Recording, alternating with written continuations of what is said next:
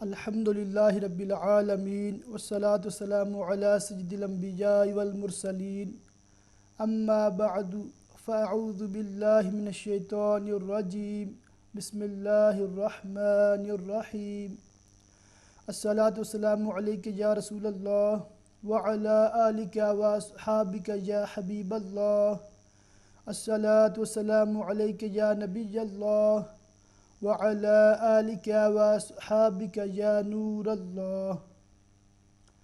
امہ چینل کے ناظرین، آپ ملاحظہ فرما رہے ہیں پروگرام یور کویسچنز آنسرڈ۔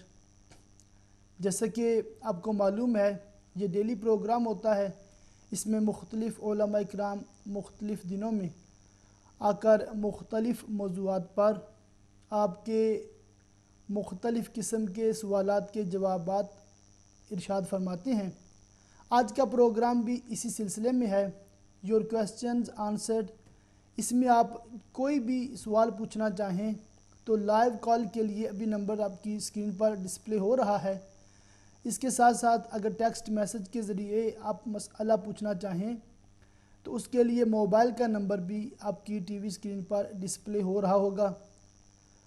اور اس کے ساتھ ساتھ یہ بھی عرض کر دوں کہ اگر آپ لائیو کال پر آ کر سوال نہیں پوچھنا چاہتے بلکہ کنٹرول روم میں اپنا سوال لکھوانا چاہتے ہیں تو وہ سہولت بھی آپ کو فراہم کی جا سکتی ہے۔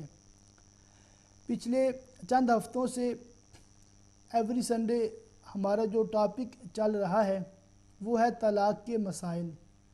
یہ مسائل سیکھنا بہت ضروری ہے، بالخصوص شادی شدہ مرد و عورت کے لیے، تاکہ ان کو معلوم ہو کہ وہ کون سے الفاظ ہیں یا وہ کون سے کام ہیں جن کی وجہ سے نکاح ٹوٹ جاتا ہے۔ ظاہر سی بات ہے، اگر آپ کو ان ایڈوانس پتہ ہوگا کہ میں یہ بات کروں گا تو اس بات کا یہ انجام ہے، تو عقل مند ذی شعور شخص وہ بات کرنے سے پہلے 100 بار سوچے گا۔ تو یہی ایک نیت، یہی ایک مقصد اس پروگرام میں یہ مسائل ڈسکس کرنے کا ہے۔ معاذ اللہ ثم معاذ اللہ، جیسے کہ بعض جاہل بے باک کہہ دیتے ہیں کہ جی طلاق کے مسائل زیادہ نہ بیان کرو کہ لوگوں کو طلاق کے بارے میں خیال آ جائے گا۔ تو یقیناً یہ بہت بڑا مطلب سخت جملہ بھی ہے، اور اس میں جہالت جو ہے اس کی ہر لفظ سے ٹپک رہی ہے۔ حالانکہ جب ہم قرآن پاک کا مطالعہ کرتے ہیں، احادیث مبارکہ کی اسٹڈی کرتے ہیں، یا اب فقہ کی کوئی بھی کتاب کھولتے ہیں تو اس میں باقاعدہ ایک باب ہوتا ہے، ایک چیپٹر ہوتا ہے جس میں طلاق کے مسائل کو بالتفصیل ڈسکس کیا گیا ہے۔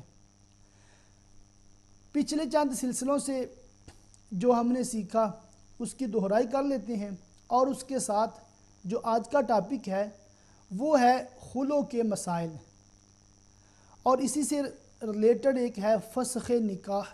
خلو اور فسخ نکاح میں کیا فرق ہے اور ان کے احکامات میں کیا کچھ مختلف ہے۔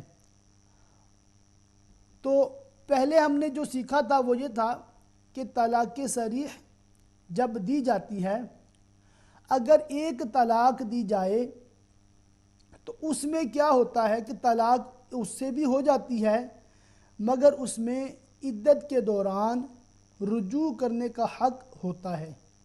اور اگر 3 طلاقیں اکٹھی دے دی جائیں تو اس سے اسی وقت فوراً نکاح ٹوٹ جاتا ہے، عدت کے دوران بھی رجوع نہیں ہو سکتا اور نہ ہی نکاح ہو سکتا ہے، اور جب عدت گزر جائے تو اس کے بعد بھی یہ پہلا شوہر اس عورت کے ساتھ نکاح نہیں کر سکتا، کیونکہ طلاق مغلظہ دی گئی ہے، 3 طلاقیں دی گئی ہیں۔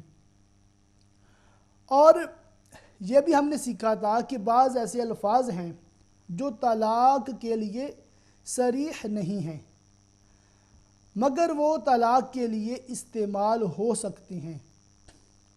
انہیں کنایہ کے الفاظ کہا جاتا ہے، طلاق کنایہ بھی کہا جاتا ہے۔ ان کا حکم یہ ہوتا ہے مذاکرہ طلاق ہو یا غصے کی حالت ہو، تو ان صورتوں میں وہ طلاق جو ہے وہ یا اس کی نیت ہو طلاق دینے کی، یہ تین باتیں ہوتی ہیں، ان پہ وہ ڈیپینڈ کرتے ہیں۔ بعض کنایہ کے الفاظ ایسے ہیں کہ صرف غصے کی حالت میں ان کو ادا کیا جائے تو طلاق میں کاؤنٹ ہوتے ہیں، اور بعض ایسے ہیں کہ غصہ بھی ہے مگر پھر بھی نیت کو اس میں بڑا عمل دخل ہوتا ہے کہ کیا اس نے طلاق کی نیت سے کہے ہیں یا صرف گالی کے طور پر کہے ہیں۔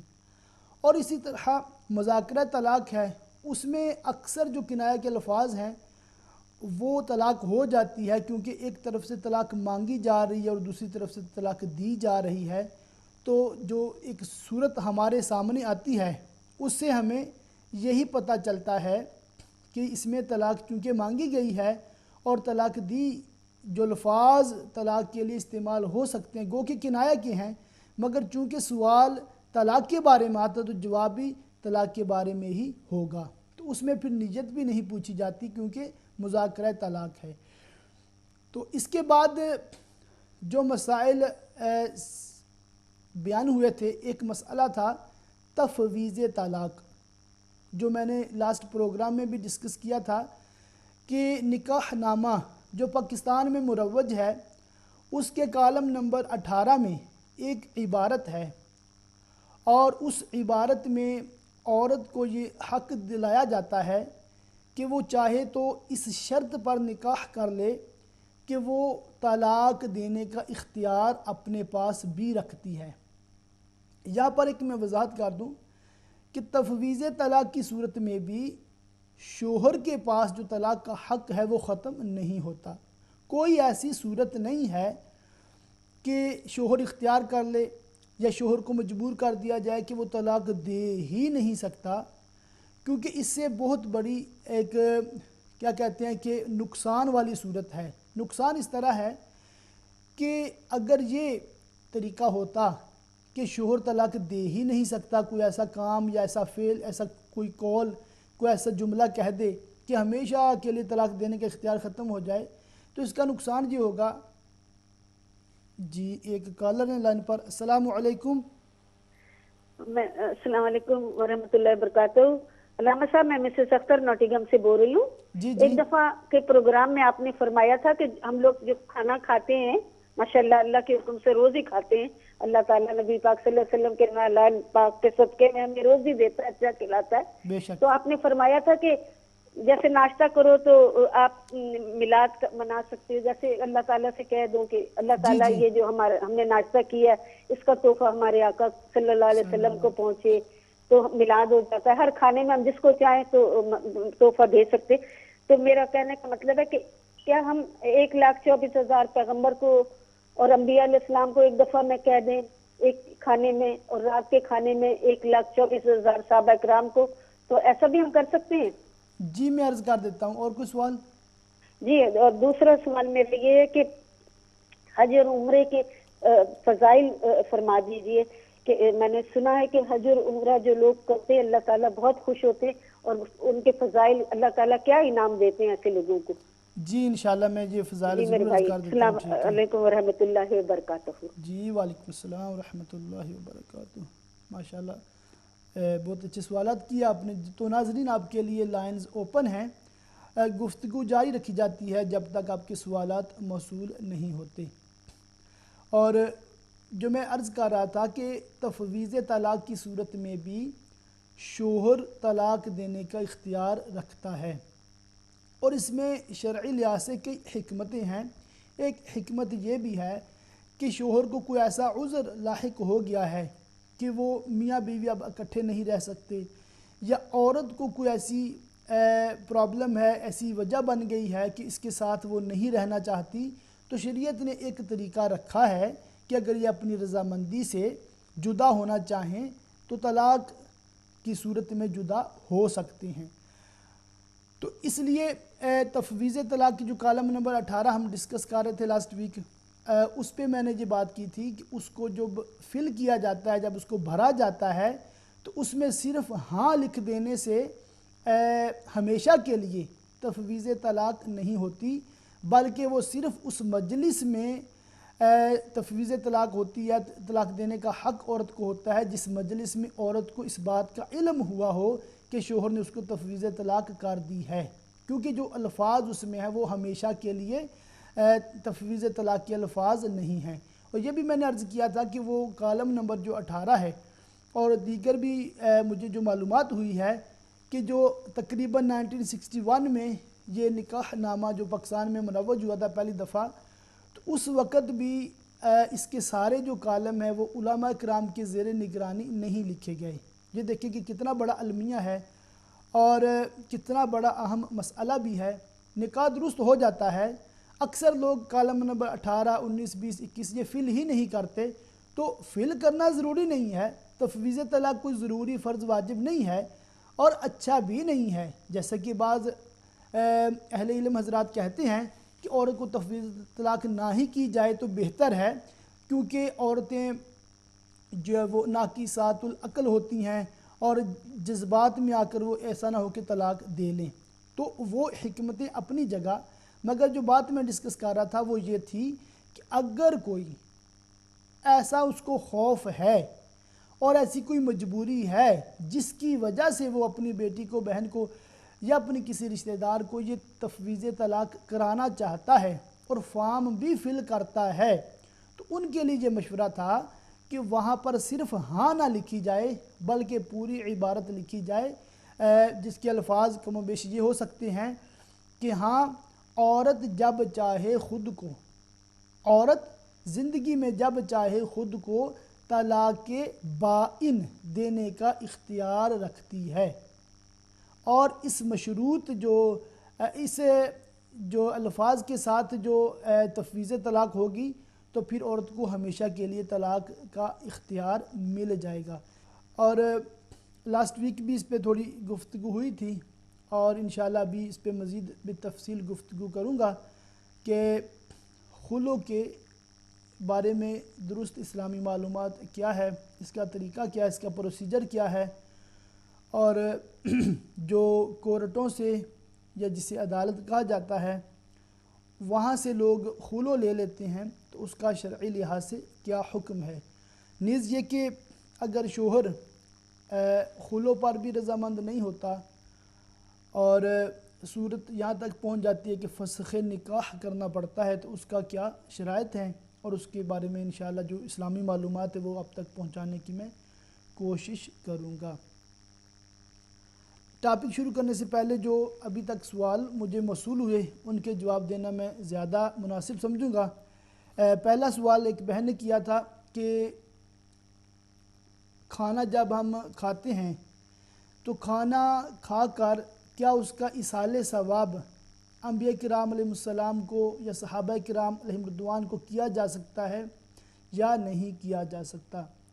تو تمام ناظرین اس بات کو یاد رکھیں کہ کوئی بھی نیک عمل ہو، چاہے وہ نماز پڑھی ہو، آپ نے روزہ رکھا ہو، زکوٰۃ دی ہو، یا آپ نے کھانا کھایا ہو، کیونکہ حلال کھانا بھی عبادت ہے، اس پر بھی ثواب ملتا ہے جیسا کہ حرام کھانے پر گناہ ملتا ہے۔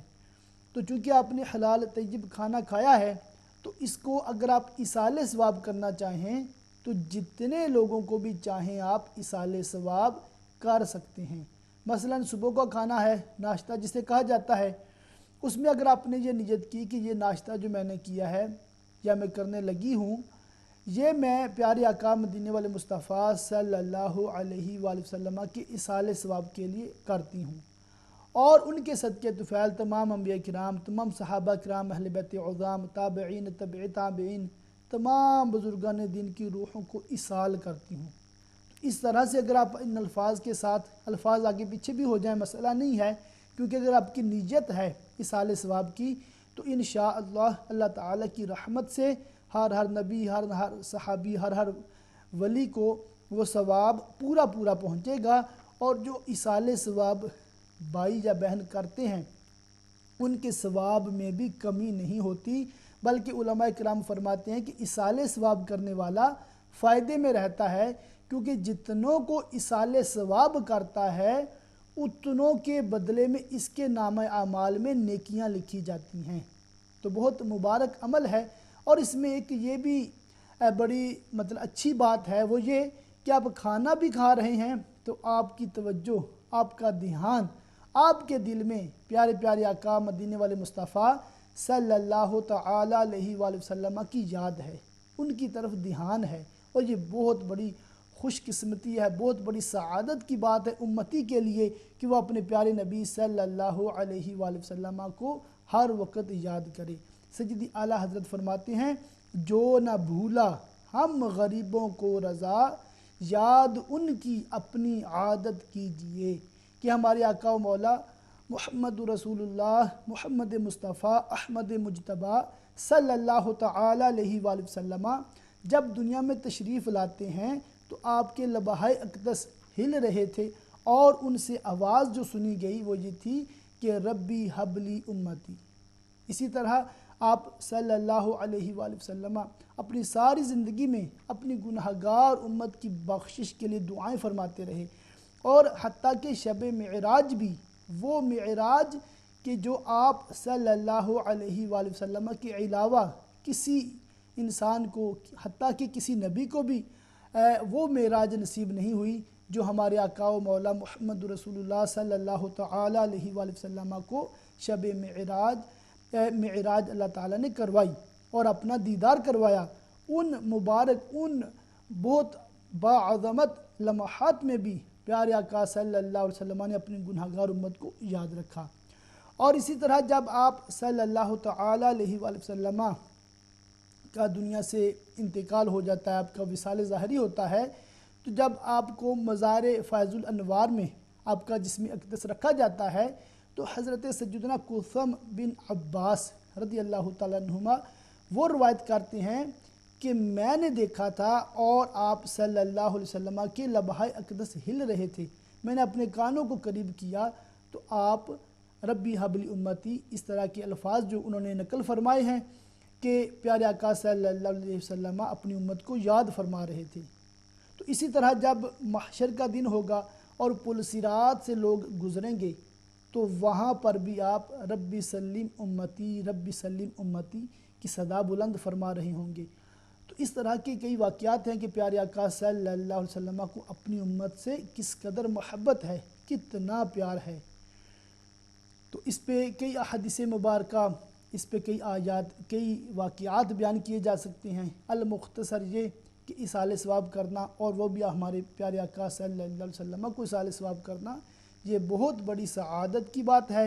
اور ویسے بھی ہم نے جو دین سیکھا ہے، جو ہم نے شرعی احکام سیکھی ہیں، وہ ہمارے آقا و مولا محمد رسول اللہ صلی اللہ علیہ وسلم سے سیکھے ہیں، تو گویا کہ آپ ہمارے استاد ہوئے، اور جو علم ہم نے سیکھا آپ ہی سے سیکھا ہے، تو جو بھی ہم نیک عمل کرتے ہیں آٹومیٹک اس کا ثواب پیارے آقا صلی اللہ علیہ وسلم کے نامہ اعمال میں درج ہوتا رہتا ہے۔ اور لمحہ بلمحہ وللآخرۃ خیر لک من الاولیٰ کا مصداق ہیں آپ، کہ آپ کی ہر آنے والی گھڑی پچھلی گھڑی سے بہتر ہے، کہ آپ کے درجات کو اللہ تعالیٰ لمحہ بلمحہ بلند فرما رہا ہے۔ ایک اور کالر ہیں، ان سے بات کرتے ہیں۔ السلام علیکم۔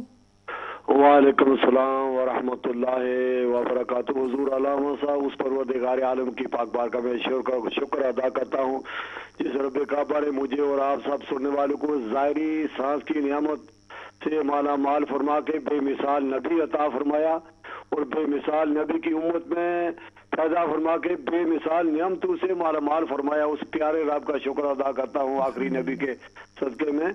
حضور علامہ صاحب، میں آج آپ سے خاص توجہ چاہتا ہوں تاکہ شاید میں آپ کو سمجھانے میں کامیاب ہو جاؤں۔ میں کہیں کوئی پروگرام دیکھ رہا تھا تو کوئی میں تو صوفی کہوں گا، صوفی بھی کہنا مناسب نہیں ہوتا، بعض دفعہ ایسی باتیں کا ذرا پبلک میں جس میں اختلافات بھی کچھ شک و شبہات پیدا ہو جائے تو پھر اس میں بڑی تزلزل اور بڑی پریشانی پیدا ہوتی ہے۔ وہ کہہ رہے تھے کہ یہ جو امام ہیں ان کی ضرورت نہیں، امام شافعی، عملی، مالکی، یعنی امام اعظم، یہ ان کی ضرورت نہیں، رب ان کے بارے میں قبر میں نہیں پوچھے گا۔ مجھے ان کی بات दीन अकबरी से ज्यादा मिलती है, क्योंकि अकबर भी कहता था कि दीन इलाही की बुनियाद रखी है जब पूरी कायनात जहाँ आती है उसके नजदीक।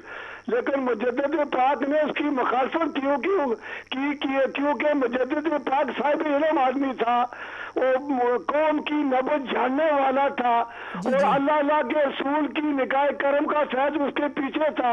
तो कह रहे थे कि इन कब्र में इनका नहीं पूछा जाएगा, सिर्फ पूछा जाएगा दीन इलाही क्या है।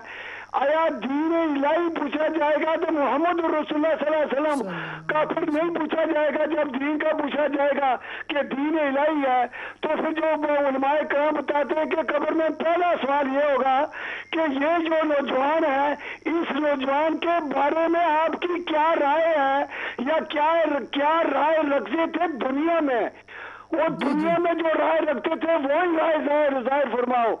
जो लोग कहेंगे कि ये हम इसको नहीं जानते, जाहिर है दुनिया में भी मोहम्मद रसूलुल्लाह सल्लल्लाहु अलैहि वसल्लम तो रिश्ता कायम नहीं, तो फिर तो वही जवाब देंगे जो दुनिया में कहते थे ये चौकीदार है, या सिर्फ एलची है, या पैगाम रसा है, या डाकिया है। लेकिन हम तो मोहम्मद रसूलुल्लाह सल्लल्लाहु अलैहि वसल्लम को उस तरह पहचानते जानते जैसा रब करीम ने फरमाया कि हमने भेजा है। जी जज़ाकल्लाह खैरा, आपने कॉल की और आपने जो सवाल किया वो मुझ तक पहुंच गया। इंशाल्लाह इस पे मैं अर्ज़ करता हूँ। तो नाज़रीन, मैं अर्ज़ कर रहा था कि इसाले सवाब करना बहुत बड़ी सआदत है। वैसे भी आप याद रखें कि अगर इसाले सवाब नहीं भी करते तो हम जो भी नेक अमल करते हैं उसका सवाब हमारे प्यारे प्यारे आका सल्लल्लाहु अलैहि वसल्लम को मिल रहा है, क्योंकि हमने जो भी नेक अमाल हम करते, जो हमने सीखे हैं, ये आप ही की तालीम के सदक़े तुफ़ैल हैं। तो गोया कि ये आपके लिए सदका जारिया है। तो इसी तरह एक बहन ने पूछा था कि हज और उम्रा इसके क्या फ़ज़ाइल हैं।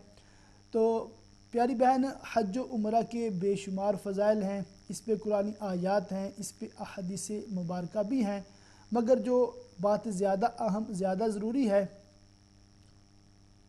एक सिस्टर है बर्मिंघम से। अस्सलाम वालेकुम। वालेकुम सलाम। मैंने एक क्वेश्चन करना था। जी जी। मेरा क्वेश्चन ये है कि जिस बंदे को ज़कात नहीं लगती, उसके पास 7 तोले सोना है, तो क्या उसको सदका लग सकता है? उसको हम सदका दे सकते हैं? सदका आप किस नीयत से दे रहे हैं?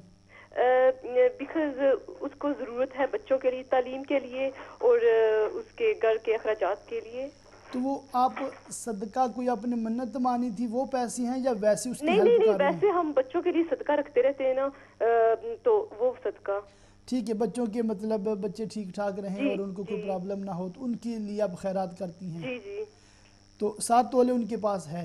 उनके पास सोना है, तो वो कहते हैं हमें ज़कात नहीं सिर्फ लगती, तो हम ये पूछना चाहती थी क्या उन्हें सदका लग सकता है फिर? जी मैं अर्ज़ कर देता हूँ। ठीक है, और कुछ ठीक सवाल? है, शुक्रिया, खुदा हाफिज़। जज़ाकल्लाह खैरा। तो मैं अर्ज़ कर रहा था कि देखिए, हज के बहुत फ़ज़ाइल हैं। एक हदीस पाक का मफ़हूम है कि जो हज करने वाला हाजी है, जो मर्द हो या औरत, वो हज करने से इस तरह गुनाहों से पाक हो जाता है जिस तरह उसकी माँ ने उसको जना हो, आज ही उसकी माँ ने उसको जना हो। गोया कि वो उसके सारे गुनाह अल्लाह ताला अपनी रहमत से मुआफ़ फरमा देता है, तो तमाम गुनाहों की बख्शिश हो जाती है। ये एक फ़जीलत की बात है। इसके अलावा भी और भी फ़ज़ाइल हैं, मगर जिसकी बात की तरफ मैं तवज्जो तमाम ही नाज़रीन की चाहता हूँ वो ये है कि हज करना साहिब इस्तिताअत मर्द और औरत दोनों पर जब उसकी शराइत पाई जाए फ़र्ज़ होता है।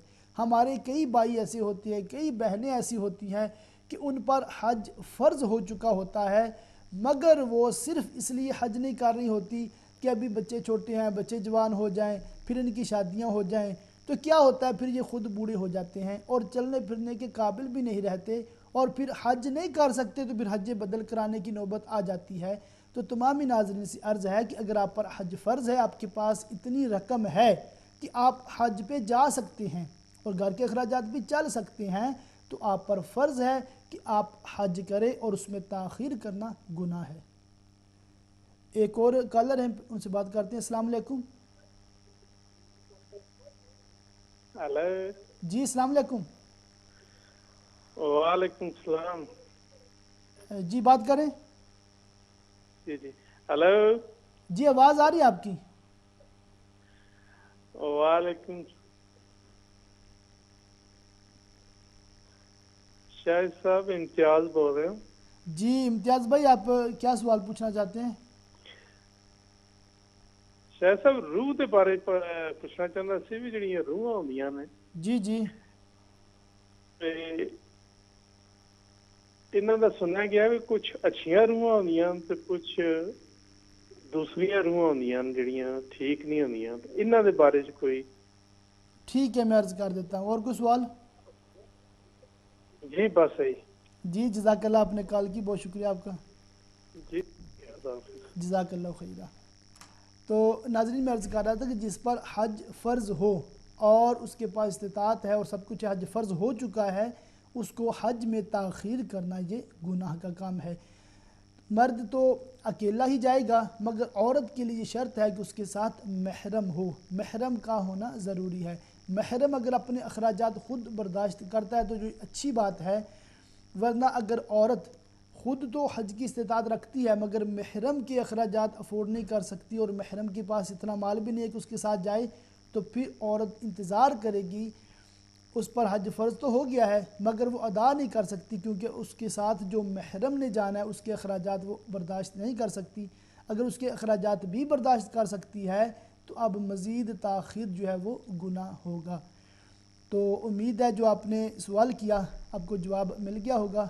इंशाअल्लाह फिर कभी हज और उम्रा के बितफ़सील फ़ज़ाइल इंशाअल्लाह अर्ज़ किए जाएंगे। एक सवाल जो अहम खान साहब ने पूछा है, वो कह रहे थे कि कोई कह रहा है कि तकलीद ज़रूरी नहीं है, तकलीद ज़रूरी नहीं है, और ये कह रहे थे कि कब्रों में तकलीद के बारे में, इमाम के बारे में सवाल नहीं होगा। तो इस पर अहम खान साहब ने अपने अंदाज़ में कुछ बातें इरशाद फरमाई और कुछ ऐसी बातें भी उन्होंने बयान की कि जो बद मज़हब लोगों की किताबों में मआज़ल्लाह सुम्मा मआज़ल्लाह अंबिया किराम अलैहिस्सलाम बिलखुसूस सय्यदुल मुरसलीन जनाब रहमतुल लिल आलमीन सल्लल्लाहु तआला अलैहि वसल्लम की शान रफ़ी में नाज़ेबा कलिमात उनकी किताबों में जो लिखे हुए हैं उनमें से एक दो उन्होंने बयान भी किए। तो अल्लाह ताला हमें बेअदबी और बेअदबों से महफूज रखे। तकलीद के बारे में तमामी नाज़रीन तवज्जो फरमाएँ, बहुत आसानी के साथ आपको बात इंशाअल्लाह समझ आ जाएगी। इस पर मैं कोई दलाइल, कोई लंबी चौड़ी तकरीर नहीं करना चाहता। अल मुख्तसर इतना है कि अगर अल्लाह ताला ने आपको इतनी सलाहियत दी है कि आप ख़ुद कुरान और हदीस से बग़ैर किसी की मदद के मसाइल का इस्तिंबात कर सकते हैं, मसाइल अख़ज़ कर सकते हैं, तो आप मुजतहिद हैं और मुजतहिद पर तकलीद करना हराम है। ये कियों के लिए बात नहीं होगी, मगर ये आप नोट फरमा लें कि जो ऐसा मुजतहिद हो जो मसाइल का ख़ुद इस्तेमाल करने पर कादिर हो, तो उस पर दूसरे की तकलीद हराम होती है, बल्कि वो अपने इज्तिहाद पर अमल करेगा। और जो गैर मुजतहिद है उसको अपनी राय ज़नी की इजाज़त नहीं है, बल्कि उसके लिए हुक्म ये है कि वो अपने से बड़े आलिम यानी मुजतहिद की पैरवी करे। ये तरीक़ाकार सहाबा किराम अलैहिम रिदवान में भी राइज था। इसकी एक मिसाल ये है कि हज़रत सैयदना अब्दुल्ला बिन अब्बास रज़ियल्लाहु ताला अन्हुमा, ये कुरान पाक के बहुत बड़े आलिम मुफस्सिर थे और हत्ता के अशरा मुबशरा में से एक सहाबी हज़रत सैयदना अब्दुर्रहमान बिन औफ रज़ियल्लाहु ताला अन्हु, वो भी आपके शागिर्द हैं। बाज़ मसाइल में वो हज़रत सैयदना अब्दुल्ला बिन अब्बास रज़ियल्लाहु ताला अन्हुमा से इल्म हासिल किया करते थे और बाकायदा आपकी मजलिस में हाज़िर होकर आपसे मसाइल पूछा करते थे। और सहाबा किराम में तमाम सहाबा किराम इस माना कर मुजतहिद नहीं थे, बल्कि बाज़ मुजतहिद थे और बाकी उनकी पैरवी करते थे, उनको फॉलो किया करते थे। तो आप सहाबा किराम अलैहिम रिदवान के दौर के बाद जो अहले सुन्नत वल जमाअत मसले के हक़ है, اہل حق کا جو مسلک ہے اس میں کیا ہے کہ کم و بیش 100 مجتہد ہوئے ہیں، اس امت میں کم و بیش 100 مجتہد ہوئے ہیں، یعنی ایسے لوگ ہوئے ہیں جو قرآن و حدیث مسائل کا استنباط کرنے پر قادر تھے، مگر 4 اماموں کی جو پیروکار ہیں، وہ ان کے جو فالوور ہیں، ان کے جو تقلید کرنے والے ہیں وہ زیادہ ہوئے ہیں، اور ہمارے آج کے دور میں صرف 4 امام ہیں جن کی تقلید فقہ میں کی جاتی ہے، اور ان کے علاوہ 5واں نہیں ہے۔ ان میں پہلے سب سے حضرت سیدنا امام اعظم ابو حنیفہ رحمۃ اللہ تعالی علیہ ہیں، اور پھر حضرت سیدنا امام مالک رحمۃ اللہ تعالی علیہ ہیں، اور حضرت سیدنا امام شافعی رحمۃ اللہ تعالی علیہ ہیں، اور حضرت سیدنا امام احمد بن حنبل رحمۃ اللہ تعالی علیہ ہیں۔ یہ 4 امام ایسے ہیں کہ ان میں سے کسی بھی امام کی پیروی کی جائے، تقلید کی جائے، تو پھر ہم اسلام پر درست طریقے سے عمل کر سکتے ہیں۔ وجہ میں نے پہلے بیان کر دی کہ ہم میں اتنی صلاحیت نہیں ہے کہ ہم قرآن و حدیث سے ڈائریکٹ مسائل کا استنباط کر سکیں۔ ہاں، ہمارے اس دور میں بعض لوگ ایسے ہیں جو تقلید کو ہی حرام کہتے ہیں، تقلید کی ہی نفی کرتے ہیں، اور دعویٰ یہ ہے کہ ہم حدیث پر عمل کرتے ہیں، کسی امام کی تقلید نہیں کرتے۔ اب ان سے آپ بڑے ادب کے ساتھ بغیر بحث کیے صرف یہ سوال کر لیں کہ آپ حدیث پر عمل کرتے ہیں تو آپ نے حدیث کی کتنی کتابیں پڑھی ہوئی ہیں؟ جب یہ سوال کریں گے تو میں آپ کو گارنٹی دیتا ہوں آپ کو وہ کسی ایک کتاب کا بھی نام نہیں بتا سکیں گے کہ جو انہوں نے مکمل پڑھی ہو، حتیٰ کہ حدیث کی رٹ لگانے والوں میں ایسے لوگ بھی ہیں جنہوں نے بخاری شریف کھول کے زیارت بھی نہیں کی، اور جب بھی بات ہوتی ہے، کوئی مسئلہ ہوتا ہے، جی بخاری میں یہ لکھا ہے، بخاری میں یہ لکھا ہے، حالانکہ حقیقت یہ ہے انہوں نے چند اختلافی باتیں کچھ لوگوں سے سن لی ہیں، انہیں یاد کر لیا ہے، اور پھر بس وہی رٹی رٹائی باتیں لوگوں سے بحث لگاتے رہتے ہیں۔ تو ہم یہ کہتے ہیں کہ اگر آپ تقلید نہیں کرنا چاہتے اور تقلید آپ نہیں کرتے تو آپ پھر اتنا علم رکھیں کہ آپ قرآن و حدیث سے خود استنباط کر سکتے ہوں۔ تو اگر آپ کے پاس اتنا علم بھی نہیں ہے، اور علم کی حد یہ ہے کہ آپ نے بخاری شریف بھی پڑھی نہیں ہے مکمل، اور بخاری شریف بھی مکمل آپ کو نہیں آتی ہے، تو اس کی عربی عبارت کا ترجمہ تو کیا اردو میں بھی آپ نے نہیں پڑھی، تو پھر براہ کرم آپ دعوی اجتہاد مجتہد بننے کی کوشش نہ کریں، اور سر تسلیم خم کریں اور کسی مجتہد کو فالو کریں۔ میں کہتا ہوتا ہوں کہ ہم تو امام اعظم ابو حنیفہ رحمۃ اللہ علیہ کو فالو کرتے ہیں جو تابعی ہیں، صحابہ کرام سے علم حاصل کیا ہے، اور وہ شاگرد ہیں امام جعفر صادق رضی اللہ تعالیٰ عنہ کے۔ جی ہاں، وہ امام جعفر صادق رضی اللہ تعالیٰ عنہ کے ہونہار شاگرد ہیں، اور ان کی بارگاہ سے آپ نے علم کا فیضان حاصل کیا ہے، اور اس علم کو آگے پھر آپ نے پھیلایا ہے۔ تو میں کہتا ہوں کہ ہم تو امام اعظم کو فالو کرتے ہیں، اور یہ لوگ جو تقلید نہیں کرتے یہ اپنی مسجد کے لوکل امام کو فالو کرتے ہیں، جو اسے سن لیتے ہیں ویسا ہی کرتے ہیں۔ تو اللہ تعالی ہمیں دین کی صحیح درست سمجھ عطا فرمائے، اور ہمیں اللہ تعالی ائمہ مجتہدین کی پیروی کرنے اور ان کے حلقہ عقیدت میں اللہ تعالی ہمیں رہنے کی توفیق عطا فرمائے۔ تو ایک بہن نے سوال کیا تھا کہ کسی کے پاس 7 تولے سونا ہے، وہ کہتے ہیں کہ ہم زکوٰۃ نہیں لے سکتے، تو ان کی بات درست ہے۔ عموماً لوگ سمجھتے ہیں کہ جب تک 7.5 تولے سونا نہ ہو تو زکوٰۃ کا نصاب پورا نہیں ہوتا، حالانکہ آج کے دور میں 52.5 تولے چاندی یہ نصاب ہے، اور کم و بیش 300 پاؤنڈ بنتے ہیں۔ اگر کسی کے پاس اس سے زیادہ ہے تو زکوٰۃ نہیں لے سکتا۔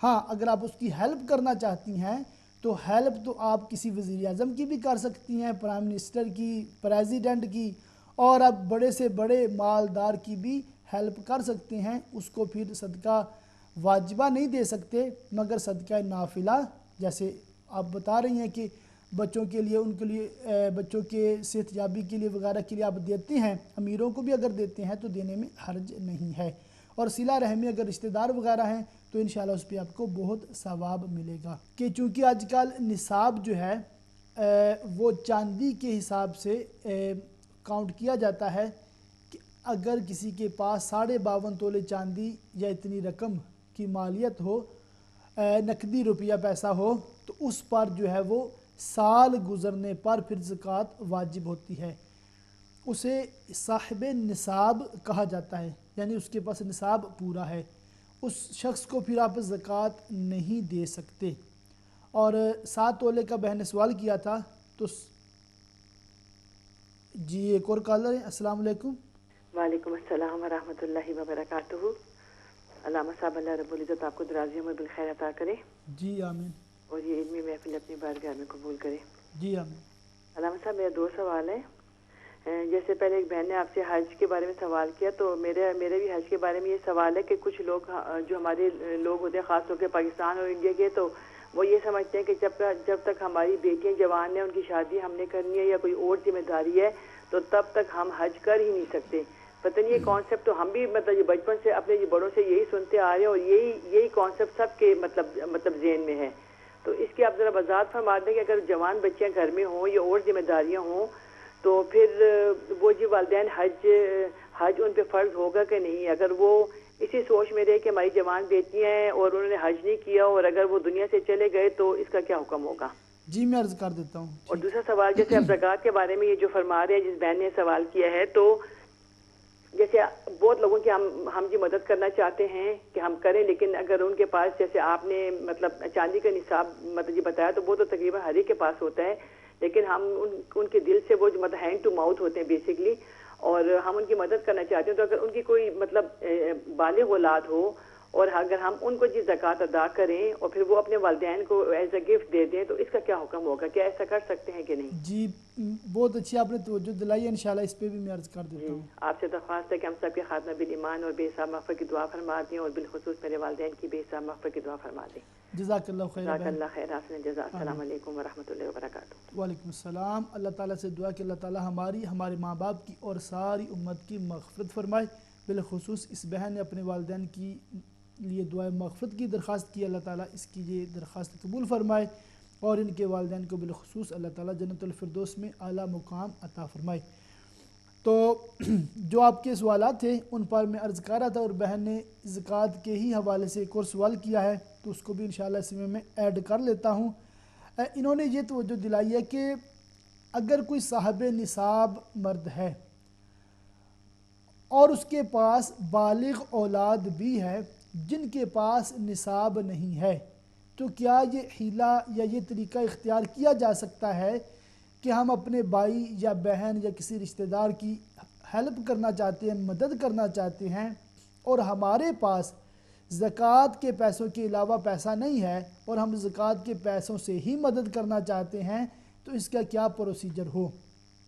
تو تمامی ناظرین اس بات کو توجہ سے سن لیں کہ جب بچہ یا بچی بالغ اور بالغہ ہو جاتے ہیں تو اب وہ شرعی احکامات کے خود مکلف ہوتے ہیں۔ اگر ان کے پاس اتنا مال ہو جو نصاب کو پہنچے اور اس کی شرائط پوری ہوں تو پھر وہ خود بھی زکوٰۃ دیں گے۔ ایسا نہیں ہے کہ ایک گھر میں 5-6 فیملی ممبر ہیں تو صرف والد صاحب زکوٰۃ نکالیں گے تو باقی کوئی بھی زکوٰۃ نہیں نکالے گا، نہ بیوی نہ بچے، ایسا نہیں ہے، بلکہ ہر صاحب نصاب کا جدا گانہ اکاؤنٹ ہے۔ جیسے آپ بینک میں اکاؤنٹ کھولتے ہیں تو بینک میں آپ اکاؤنٹ کھولیں نہ کھولیں، شریعت نے آپ کے اکاؤنٹس سیپریٹ کھولے ہوئے ہیں۔ جو ہی آپ کے پاس نصاب کی مقدار مال آ جاتا ہے تو آپ پر پھر فرض ہوتا ہے کہ آپ اس کے حقوق بھی ادا کریں۔ جی ہاں، مثلاً پہلا حق تو یہی ہے کہ جب نصاب پورا ہو جائے اور سال گزر جائے تو ہر سال پھر زکوٰۃ دیا کریں، اور دوسرا حق یہ ہے کہ نصاب تو ہے اور اتنا مال ہے کہ آپ کے پاس حج کی استطاعت ہو گئی ہے۔ یہ بہن کا دوسرا سوال بھی تھا، تو حج کی استطاعت ہو گئی ہے اور بالغ ہوئے ہیں، اس کے بعد مثلاً 15 سال کا لڑکا اور لڑکی بالغ ہی شمار ہوتے ہیں۔ اگر اس سے پہلے آثار بلوغ ظاہر ہو جائیں، مثلاً 9 سے لے کر 15 سال کے درمیان لڑکی عموماً بالغہ ہوتی ہے اور لڑکا 12 سے لے کر 15 کے درمیان بالغ ہوتا ہے۔ تو جو آثار بلوغ ہے، جو اس کی علامتیں ہیں وہ ظاہر ہو جائیں تو 15 سال سے پہلے بھی بچہ یا بچی بالغ یا بالغہ ہو جائیں گے۔ اب ان کے پاس کسی رشتہ دار نے، والدین نے گفٹ کیا ہو، بہت بڑی رقم ان کو مل گئی، اتنی رقم مثلاً 300 پاؤنڈ، اور 300 پاؤنڈ بعض فیملیز کے لیے بڑی رقم بھی نہیں ہوتی، انہوں نے اپنے بچوں کے اکاؤنٹس میں، گھر میں یا بینکوں میں ہزاروں روپے جمع کروائے ہوتے ہیں۔ ایسے بچے یا بچیاں جو بالغ ہو گئے ہیں، ان پر شرائط پوری ہونے کی وجہ سے ہر سال زکوٰۃ بھی واجب ہوتی ہے، اور ان پر حج کی شرائط، جب اس کی استطاعت وغیرہ کی شرائط پوری ہو جائیں گی تو چاہے ان کی عمر ابھی 16 سال ہے، چاہے ان کی عمر ابھی 17 سال ہے، شادی بھی نہیں ہوئی، ابھی ایجوکیشن بھی کمپلیٹ نہیں ہوئی، مگر شریعت کا حکم یہ ہے چونکہ یہ بچہ یا بچی بالغ ہو گئے ہیں تو ان پر استطاعت کی صورت میں حج بھی فرض ہو گیا ہے۔ اگر حج میں تاخیر کریں گے تو گنہگار ہوں گے۔ بعض لوگ یہ سمجھتے ہیں کہ جب میں سارے گناہوں سے توبہ کر لوں گا، جب میں پرہیزگار ہو جاؤں گا، جب میں داڑھی رکھوں گا تو تب میں حج کروں گا۔ یہ ان لوگوں کی غلط فہمی ہے۔ حج ایک چوائس نہیں ہے، حج آپ کو ایک اختیار نہیں دیا جاتا، چاہے تو کریں چاہے نہ کریں، بلکہ شریعت کے آپ کے اوپر فرض ہے۔ جس طرح نماز میں آپ کو چوائس نہیں ہے، آپ چاہے امیر ہیں، چاہے غریب ہیں، چاہے گناہ گار ہیں، چاہے پرہیزگار ہیں، جو بھی ہیں نماز 5 وقتہ آپ پر فرض ہے۔ اسی طرح رمضان کے روزے آپ پر فرض ہیں، چاہے آپ نے داڑھی رکھی ہے یا نہیں رکھی۔ آپ نشہ کرتے ہیں یا آپ دن رات تسبیح پڑھتے ہیں، آپ پر رمضان کے روزے فرض ہوتے ہیں۔ اسی طرح اللہ تعالیٰ نے حج فرض کیا ہے، حج فرض کیا ہے ان لوگوں پر جو صاحب استطاعت ہوں، جن پر وہ شرائط پوری ہو جائیں۔ تو ان میں سے جو میں عرض کر رہا تھا، حج کی شرائط میں سے ایک شرط جو ہے وہ استطاعت ہونا بھی ہے۔ تو اگر بالغ بچے بچیاں، چاہے ان کی عمر 16 سال 17 سال ہے، مگر ان پر حج فرض ہو گیا ہے تو ان کو حج پر جانا چاہیے، جانا ضروری ہے۔ تو اسی طرح وہ زکوٰۃ بھی دیا کریں گے۔ تو بہن نے یہ حیلہ بتایا ہے اس بہن کو جو اس نے برمنگھم سے پہلے بہن نے کال کی تھی کہ کسی کے پاس نصاب پورا ہے، اب ان کی مالی مدد ہم کریں تو کس طرح کریں؟ ان کو میں نے عرض کیا تھا کہ نفلی صدقے سے تو آپ کسی کی بھی مالی مدد کر سکتے ہیں، چاہے وہ کوئی پرائم منسٹر ہو یا پریزیڈنٹ ہو، کوئی بھی ریچسٹ پرسن ہو، آپ اس کی مدد کر سکتے ہیں۔ وہ ایک گفٹ کاؤنٹ ہوگا کیونکہ صدقہ نافلہ ہوگا۔ مگر جو آپ صاحب نصاب کے بالغ اولاد جو کہ صاحب نصاب نہیں ہے، اس اولاد کو، لڑکے یا لڑکی کو اگر آپ زکوٰۃ دیتے ہیں تو زکوٰۃ کاؤنٹ ہوگی، آپ کی زکوٰۃ ادا ہو جائے گی۔ مثال کے طور پر آپ کے بھائی کا بیٹا ہے، مثال پاکستان میں آپ کے بھائی کا بیٹا ہے اور آپ کا بھائی صاحب نصاب ہے، مگر اس کا بیٹا ابھی پڑھ رہا ہے، کوئی کام کاج نہیں کرتا، اس کا اپنا کوئی اکاؤنٹ بھی نہیں ہے، اس کے پاس اتنی رقم بھی نہیں ہے جو نصاب کو پہنچے، اور نہ وہ کسی جائیداد کا مالک ہے، تو آپ اگر اپنے بھائی کے بیٹے کو زکوٰۃ دیتے ہیں تو آپ کی زکوٰۃ ادا ہو جائے گی۔ اور اگر وہ لڑکا چاہے تو اپنی خوشی سے پھر وہ زکوٰۃ کی رقم جو اس کو ملی ہے، اس کی ملکیت میں اب چلی گئی تو اب وہ زکوٰۃ نہ رہی، بلکہ وہ اس مال کا مالک ہے۔ اب وہ چاہے تو مسجد کو دے، اب وہ چاہے تو اپنے والد صاحب کو دے دے، اب وہ چاہے تو اپنی والدہ کی خدمت کرے، اور چاہے تو اپنی ذات پر خرچ کرے، اب اس کو اختیار ہوتا ہے۔ تو یہ بات آپ نوٹ رکھیں، یاد رکھیں کہ جس کو آپ نے زکوٰۃ دے دی ہے وہ اس کا مال کا مالک ہے، وہ جہاں چاہے اس کو جائز طریقے سے سپینڈ کر سکتا ہے۔ تو یہ آپ کا سوال تھا، امید ہے آپ نے سمجھ لیا ہوگا۔ امتیاز صاحب نے یہ سوال کیا تھا کہ کیا روحیں اچھی اور بری بھی ہوتی ہیں؟ تو دیکھیں، اصل میں روح کے جو مقامات ہیں یہ الگ الگ ہوتے ہیں۔ جب روح انسانی جسم سے جدا ہوتی ہے، چاہے وہ کافر کی ہو چاہے وہ مسلم کی ہو، روح کا بدن سے نکلنا ہی موت کہلاتا ہے۔ اب روحوں کے مختلف مقامات ہوتے ہیں، بعض روحیں اعلیٰ علیین میں ہوتی ہیں، بعض روحیں زمزم کے کنویں کے پاس ہوتی ہیں، بعض روحوں کو اللہ تعالیٰ اجازت دیتا ہے وہ دنیا میں سیر و سیاحت کرتی رہتی ہیں، اور بعض روحیں جیسے کافروں کی ہوتی ہیں وہ اپنے مرگٹ جہاں پر وہ مردے وغیرہ جلاتے ہیں، کریماٹوریم وغیرہ یہاں بھی بنے ہوئے ہیں، تو یا ان کے قبر پر وہ روحیں وہاں پر ہوتی ہیں، اور بعض روحیں جو ہے وہ قید ہوتی ہیں۔ تو اس طرح روحوں کے مختلف مقامات ہیں۔ علامہ جلال الدین سیوطی شافعی رحمۃ اللہ تعالی علیہ نے شرح الصدور نامی کتاب لکھی ہے، اس میں روحوں کے حوالے سے بالتفصیل کلام فرمایا ہے، اور سیدی اعلیٰ حضرت امام اہل سنت مولانا شاہ امام احمد رضا خان علیہ رحمۃ الرحمن نے بھی روحوں کے حوالے سے اپنا ایک رسالہ تحریر فرمایا ہے۔ اس میں بھی ہمیں یہ سیکھنے کو ملتا ہے کہ جو روحیں ہیں جیسے مسلمانوں کی روحیں ہیں وہ مبارک ایام میں جیسے جمعرات ہے، عید کا دن ہے، شب براءت ہے، اس طرح کے ایام میں اپنے گھروں میں آتی ہیں اور اصالہ ثواب کا تقاضا مطالبہ کرتی ہیں۔ تو اسی وجہ سے مسلمانوں میں ان ایام میں بالخصوص گھروں میں ختم شریف فاتحہ خوانی کا اہتمام کیا جاتا ہے۔ تو یہ ہم نے علماء کرام سے مستند ذرائع سے سیکھا ہے۔ اور روحوں کے بارے میں یہ بھی آتا ہے کہ ان کے جو ہے نا وہ جب کوئی فوت ہوتا ہے تو وہ جو مردہ اس کے رشتہ دار ہوتے ہیں وہ اس سے پچھلوں کی حال احوال بھی پوچھتے ہیں، یعنی کہ مردے کا دنیا کے ساتھ کنیکشن ختم نہیں ہوتا، بلکہ یہاں تک ہے کہ جو والدین وفات پا جاتے ہیں ان کو ان کی اولاد کی اعمال پیش کیے جاتے ہیں، ان کو ایوری ویک بتایا جاتا ہے کہ آپ کے بچے نے بچی نے کیا اچھے کام کیے یا برے کام کیے ہیں۔ تو حدیث پاک کا مفہوم ہے اپنے برے اعمال سے اپنے مردوں کو تکلیف نہ دو۔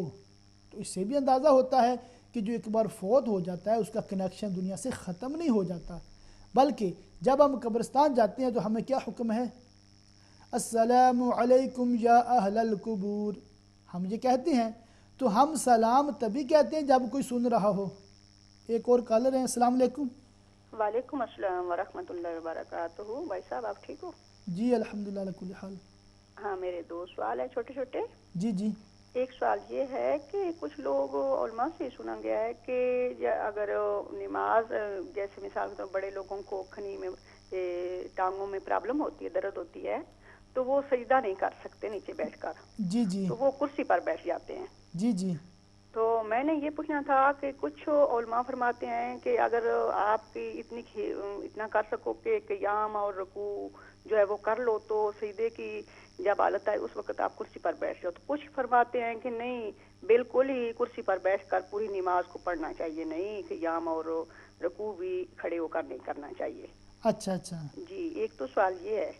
دوسرا سوال یہ ہے کہ جیسے مثال کے طور پر کسی بہن بھائی کو ضرورت ہو تو زکوٰۃ آنے سے پہلے ہی، سال پورا ہونے سے پہلے، جیسے ہم لوگ رمضان المبارک میں کرتے ہیں حساب، تو اس سے پہلے ہی اگر دے دی جائے، مثال کا جیسے اس مہینے میں یا اس سے پہلے مہینے میں دے دی گئی ہو، تو اس کے بعد جب رمضان المبارک آئے گا اس وقت اگر کچھ اور پیسے آ جاتے ہیں پھر دوبارہ ان پیسوں کی زکوٰۃ دینی ہوگی یا کہ پھر اگلے سال انشاءاللہ پھر دوبارہ حساب کرنا ہوگا؟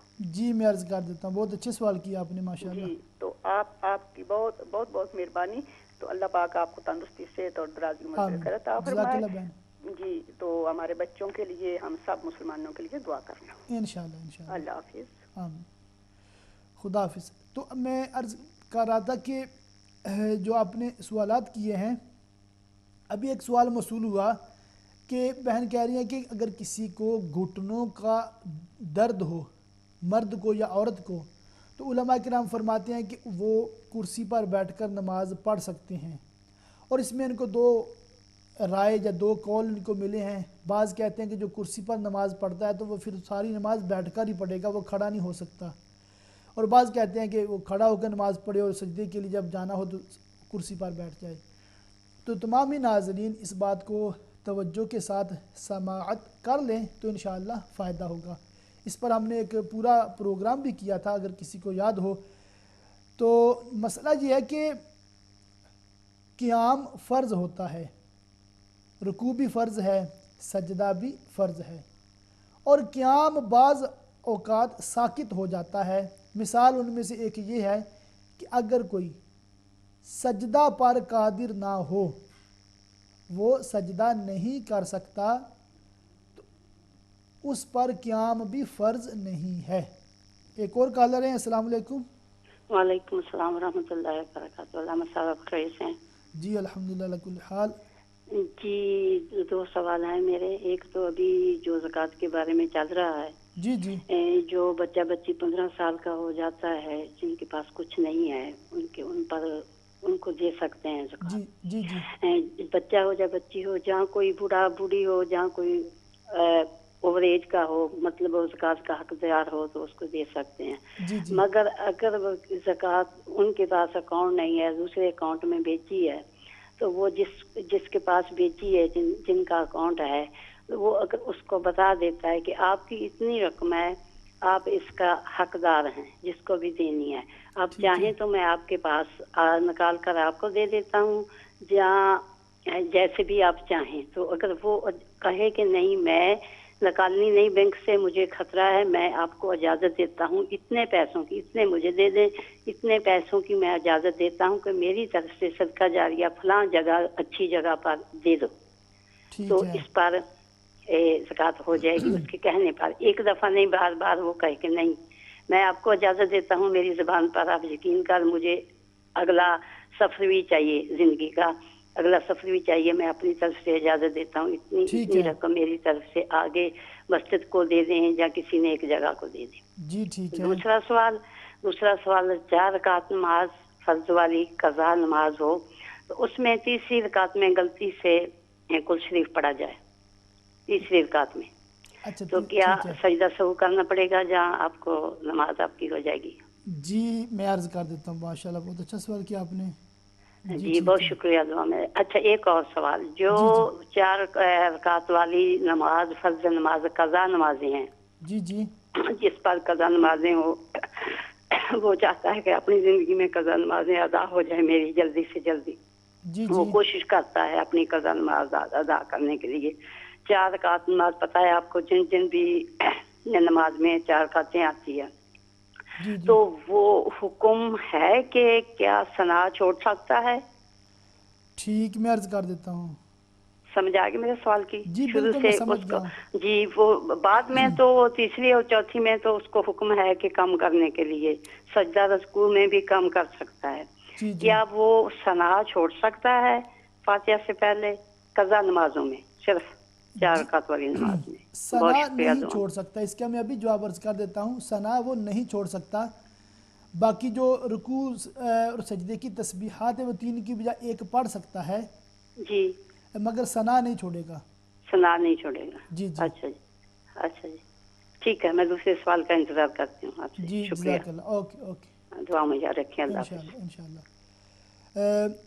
تو میں عرض کر رہا تھا کہ جو سجدہ نہیں کر سکتا کوئی بہن یا بھائی، اور اس وجہ سے اس کی قیام ساکت ہو جاتا ہے، تو وہ چاہے تو پوری نماز کرسی پر بیٹھ کر پڑھے، اس کو چوائس اب ہے، اور چاہے تو نماز وہ کھڑا ہو کر شروع کر لے، رکوع کے لیے جھک سکتا ہے، عموماً ہر ایک جھک سکتا ہوتا ہے، رکوع کر لے، اور جب سجدے کی باری آئے، چونکہ اس کے گھٹنوں میں اتنا شدید درد ہے کہ وہ زمین پر نہیں بیٹھ سکتا، بھائی ہو یا بہن، تو وہ کرسی پر بیٹھ کر سجدے کا اشارہ کر لے، تو یہ بالکل جائز ہے۔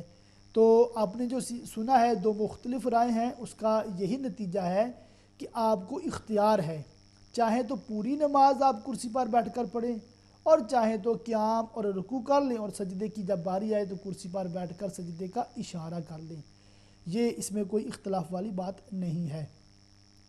پھر آپ نے پوچھا ہے کہ اگر ایڈوانس زکوٰۃ دی جائے تو اس میں اگر مثلا کوئی لوگ رمضان میں دے دیتے ہیں اپنی زکوٰۃ ایڈوانس میں تاکہ ان کو زیادہ ثواب ملے، تو ایڈوانس میں زکوٰۃ دی جا سکتی ہے اور زکوٰۃ ادا ہوگی۔ ایک اور کالر ہیں، السلام علیکم۔ السلام علیکم ورحمۃ اللہ وبرکاتہ۔ جی وعلیکم السلام۔ علامہ صاحب خیریت سے ہیں؟ جی الحمدللہ۔ جی میرا کوشچن یہ ہے، سنتے مقدہ اور غیر مقدہ کی ذرا رہنمائی کر دیں. ٹھیک ہے. اکثر لوگوں کو تھوڑی سی غلط فہمی ہو جاتی ہے. جی جی. اور یہ بھی دوسرا میرا سوال یہ ہے کہ جب فرض نماز کے علاوہ اگر سنتوں میں غلطی ہو تو اس میں بھی سجدہ سہو کرنا ضروری ہے. اس میں بھی تھوڑی رہنمائی کیجیے, دعا میں یاد رکھیے انشاءاللہ. ٹھیک ہے. السلام علیکم ورحمۃ اللہ وبرکاتہ. وعلیکم السلام. سنتوں میں بھی سجدہ سہو کے بارے میں ٹھیک ہے. تو میں عرض کر رہا تھا کہ ایڈوانس میں زکوٰۃ اگر دیں گے تو ادا ہو جائے گی, مگر جب آپ کا سال کمپلیٹ ہوگا, مثلا کسی کا سال کمپلیٹ ہوتا ہے 12 ذو الحجہ کو, 12 ذو الحجہ کو سال کمپلیٹ ہوتا ہے اور اس نے ثواب کمانے کے نیت سے رمضان میں ایڈوانس میں زکوٰۃ دے دی. اب رمضان میں یا شوال میں یا ذوالقعدہ میں اس کے پاس مزید رقم آ گئی ہے, یعنی کہ اس کے پاس جو سیونگ تھی وہ بڑھ گئی ہے.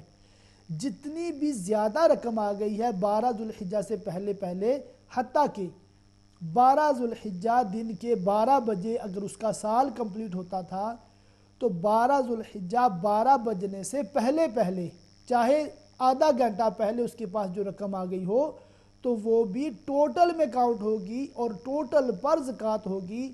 تو پھر آپ جب آپ کا سال کمپلیٹ ہوگا 12 ذوالحجہ 12 بجے, سیدی اعلیٰ حضرت فرماتے ہیں کہ اس منٹ سال مکمل ہوتا ہے. تو آپ نے نہ صرف ڈیٹ اسلامی کی یاد رکھنی ہے بلکہ ٹائم بھی یاد رکھنا ہے کہ اگر آپ صاحب نصاب ہوئے ہیں تو اس وقت ٹائم کیا تھا. اگر آپ کو یاد نہیں آ رہا تو ایک اندازہ, محتاط اندازہ لگا لیں اور اس کو پھر نوٹ فرما لیں اور اسی کے مطابق پھر عمل کرتے رہیں. اور دوسرا طریقہ یہ بھی ہو سکتا ہے, مثلا آپ کے پاس کوئی مال ہے اور آپ کو بھی یاد نہیں آ رہا کس ڈیٹ کو آپ صاحب نصاب ہوئے تھے, تو آپ اپنے کسی بھائی بہن کو گفٹ کر دیں. گفٹ کر دیا, آپ کی ملکیت سے نکل گیا, اب آپ ہو گئے شرعی فقیر. اب وہ بھائی یا بہن آپ کو واپس گفٹ کر دے, جب وہ گفٹ آپ کو دوبارہ کرے گا یا کرے گی تو اس وقت آپ ٹائم نوٹ فرما لیں, اس وقت آپ ڈیٹ جو اسلامک ہے وہ نوٹ فرما لیں. تو پھر ہر سال آپ کو ورک آؤٹ کرنا, حساب لگانا یہ آسان ہو جائے گا. ہر صاحب نصاب کو پتہ ہونا چاہیے کہ اس کا سال کب کمپلیٹ ہوتا ہے. اس پر زکوٰۃ کے مسائل بہت زیادہ ڈیپینڈ کرتے ہیں. تو آپ اگر صاحب نصاب ہیں اور ایڈوانس زکوٰۃ دیتے ہیں بہت اچھی بات ہے, مگر ہر سال جب آپ کا سال کمپلیٹ ہو آپ کو دوبارہ سے حساب لگانا ہوگا اور جو اس وقت ٹوٹل ہے. میں یہ بات عرض کر رہا تھا کہ ایڈوانس میں زکوٰۃ دی جا سکتی ہے. اب کسی نے یہ سوال کیا کہ اگر کسی کے بینک میں ہم نے پیسے بھیج دیے. ایک اور کالر ہے. السلام علیکم. وعلیکم السلام ورحمۃ اللہ وبرکاتہ. علامہ صاحب میں دوبارہ حاضر ہوئی ہوں. جی جی. بریک سے پہلے کالر کے سوال کے جواب میں وہ جو قضا نمازوں کے بارے میں پوچھ رہی تھیں.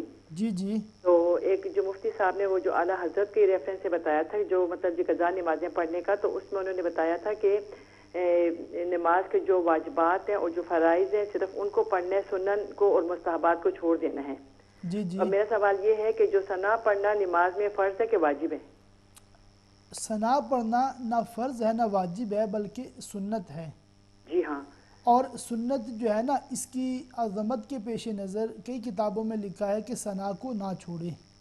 جی ہاں علامہ صاحب, لیکن میں یہی جاننا چاہ رہی تھی کیونکہ شاید میں نے سمجھا کہ شاید میرے سمجھنے میں غلطی نہ ہوئی ہو, کیونکہ جن کی وہ اس لیے فرماتے ہیں کہ جن کی بہت زیادہ قضا نمازیں ہیں نعوذ باللہ 10 سال کی 20 سال کی, اور سم ٹائم شیطان انسان کو کہتا ہے نفس پہ بھاری ہوتی ہیں کہ وہ پڑھیں گے تو وہ بھی پڑھتے ہی نہیں ہیں.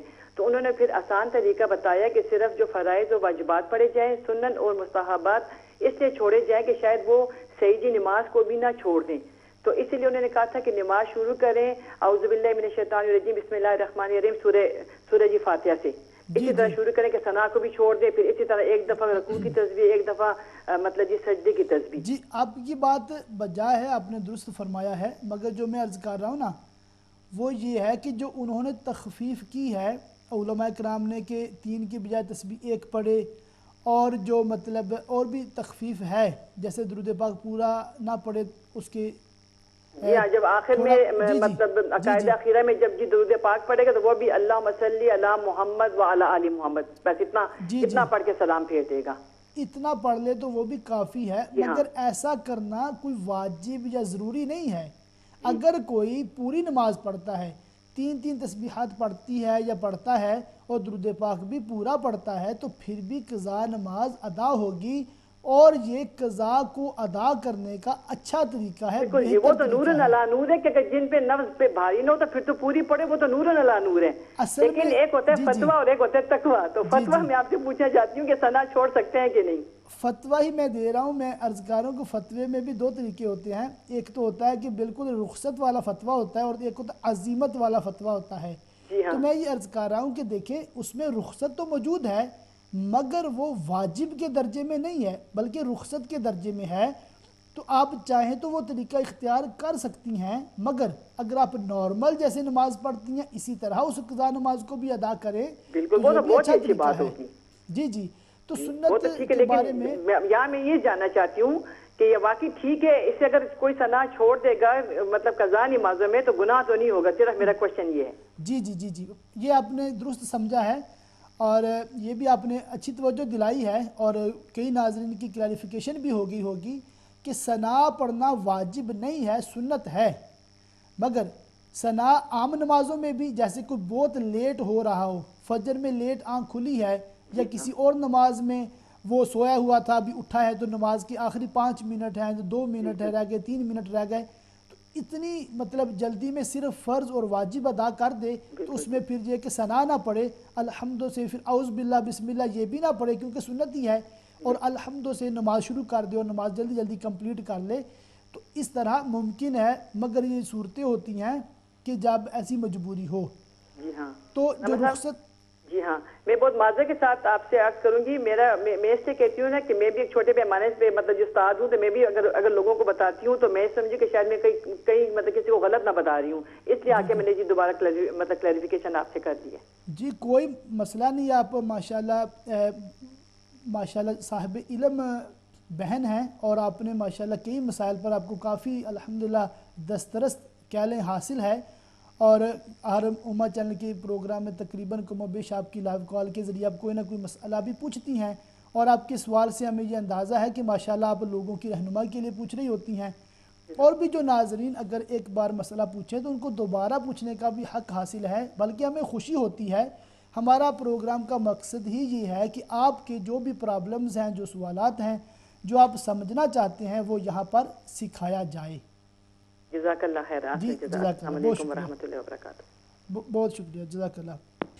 تو ناظرین آپ کو تمام ہی کو میں عرض کروں کہ اس میں کوئی بھی ہچکچاہٹ والی بات نہیں ہے، الحمدللہ ہمیں خوشی ہوتی ہے، آپ کوئی بھی مسئلہ اس کی کلیریفیکیشن کے لیے جب سوال کرتے ہیں تو ہمیں اس بات پہ زیادہ فرحت ہوتی ہے کہ آپ امہ چینل سے کچھ سیکھ رہے ہیں، اور آپ کی سیکھنے کی نیت بھی ہے، اور یہی امہ چینل کی ایک انٹینشن ہے، امت مسلمہ کی شرعی رہنمائی کی جائے۔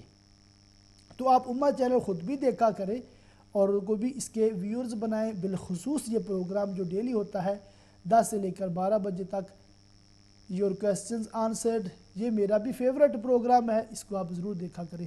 ایک اور کالر ہے، السلام علیکم۔ وعلیکم السلام ورحمۃ اللہ وبرکاتہ۔ جو میری کلیریفیکیشن کے لیے میں پوچھ رہی ہوں کہ ابھی آپ نے جو زکوٰۃ کا مسئلہ دکھایا نا، بتایا، اس میں اگر کسی کے پاس 15 تولہ سونا ہے اور وہ خالی سونا ہی ہے، اس کے پاس زکوٰۃ بنتی ہے، جیسے 300 کے حساب سے اگر لے تو 105 پاؤنڈ اس کی زکوٰۃ بنے گی رمضان میں۔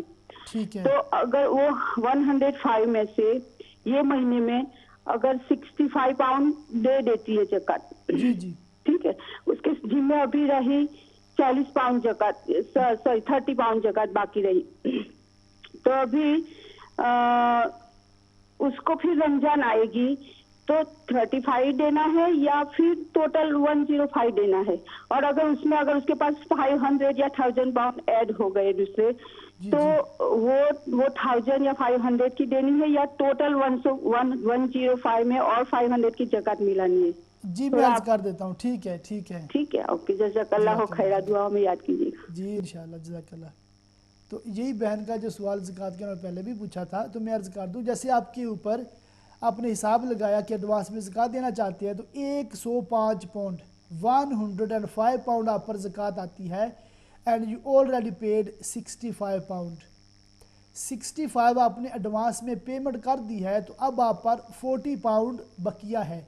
تو جب آپ کا سال کمپلیٹ ہوگا you only have to pay 40 pound. اب آپ نے صرف 40 پاؤنڈ جو ہے وہ مزید ادا کریں گے تو آپ کے جو 105 پاؤنڈ کا فگر پورا ہو جائے گا. چونکہ آپ نے 65 پہلے ہی پیمنٹ کر دی ہے، ایڈوانس پیمنٹ کر دی ہے، وہ کاؤنٹ ہوں گے اور یہ دونوں مل کے 105 پاؤنڈ ہو جائیں گے. ہاں جو اس کے علاوہ جب آپ نے رمضان میں حساب لگایا تھا تو 105 زکوٰۃ بنی تھی. اب آپ کے پاس رمضان کے بعد سال کمپلیٹ ہونے سے پہلے جو ایکسٹرا رقم آئی ہے اس کا بھی 2.5% زکوٰۃ آپ حساب لگا لیں. جو ایکسٹرا ہے اس کی جتنی ایکسٹرا زکوٰۃ بنتی ہے وہ بھی آپ جمع کر کے ٹوٹل زکوٰۃ دیں گی.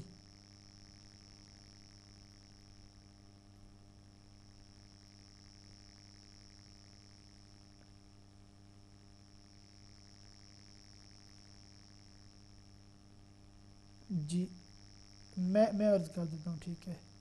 ایک آخر بھی سوال ہے انشاءاللہ اس کا بھی میں جواب عرض کرتا ہوں. تو بہن میں یہی عرض کر رہا ہوں کہ اگر آپ نے ایڈوانس میں زکوٰۃ دی ہے تو آپ وہ لکھ لیں. اب آپ کا جب سال کمپلیٹ ہوگا تو آپ ٹوٹل کریں زکوٰۃ کا کتنا بنا ہے، جو ایڈوانس پیمنٹ کی ہے وہ اس میں سے مائنس کر دیں، جو باقی رہتی ہے وہ آپ پیمنٹ کر دیں. اللہ تعالیٰ تمام مسلمانوں کو عمل کی توفیق عطا فرمائے.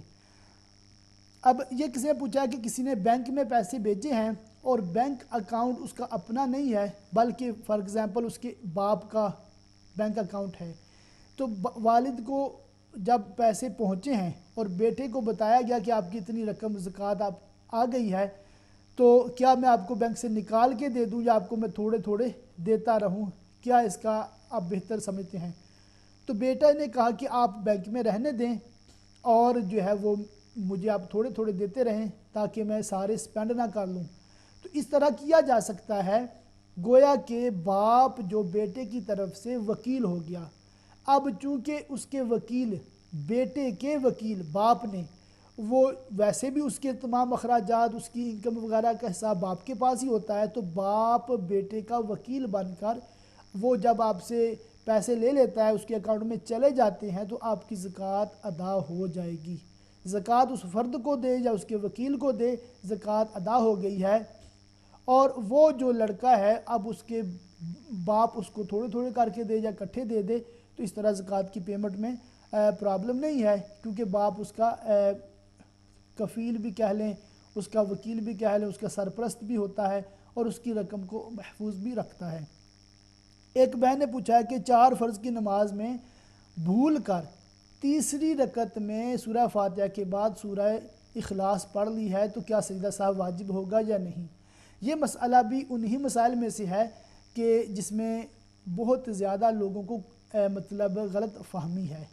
اصل مسئلہ یہ ہے کہ فقہ حنفی میں جو 4 رکعت فرض یا 3 رکعت فرض ہوتے ہیں ان کی تیسری اور چوتھی رکعت میں سورہ فاتحہ کے بعد سورت ملانا ضروری نہیں ہے. یہ مسئلہ عموماً کتابوں میں لکھا ہوتا ہے اور ایسا بھی لکھا ہوتا ہے کہ تیسری اور چوتھی میں سورت نہ ملائیں.